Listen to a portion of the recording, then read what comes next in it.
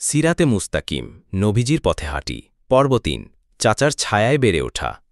প্রিয়জন হারানোর পরও তিনি ছিলেন অটল, ধৈর্যশীল। এতিম নবী সাল্লাল্লাহু আলাইহি ওয়াসাল্লামের শৈশবের নতুন ঠিকানা হল চাচা আবু তালিবের ঘর। আবু তালিব ছিলেন দারিদ্র্যে জর্জরিত, কিন্তু হৃদয়ে ছিলেন উদার, সহানুভূতিশীল। তিনি তার ভ্রাতুষ্পুত্র মোহাম্মদ সাল্লাল্লাহু আলাইহি ওয়াসাল্লামকে এমন মমতা ও ভালোবাসা দিয়ে লালন করলেন, যেমন একজন পিতা করে থাকেন নিজের সবচেয়ে প্রিয় সন্তানকে। চাচার ঘরে থেকেও রাসূলুল্লাহ সাল্লাল্লাহু আলাইহি ওয়াসাল্লাম ছিলেন দায়িত্ববান, পরিশ্রমী। অল্প বয়সেই তিনি সংসারের বোঝা বুঝে গিয়েছিলেন, নিজ হাতে জীবিকা নির্বাহের পথ খুঁজে নিয়েছিলেন। শৈশবের প্রথম কাজ ছিল মক্কার উপত্যকায় বকরি চড়ানো। তপ্ত রোদ, পাথুরে পাহাড় আর নির্জনতার মাঝেও তিনি ছিলেন ভিন্ন এক চরিত্রের মানুষ। একা থাকতেন, ধ্যান করতেন, সৃষ্টিকে দেখতেন, চিন্তা করতেন।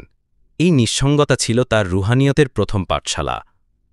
যে শিশু একের পর এক প্রিয় মুখ হারিয়েছিল, সেই শিশু ধীরে ধীরে গড়ে উঠছিল এক মহামানব রূপে। আল্লাহ নিজ হাতে গড়ে নিচ্ছিলেন তাকে। প্রতিটি হার, প্রতিটি কষ্ট ছিল ভবিষ্যতের নবুয়তের প্রস্তুতি। আর আবু তালিব ছিলেন সেই ছায়া, যার তলে তিনি বেড়ে উঠলেন ভালোবাসায়, আদরে, আবার কষ্টেও অভাবেও।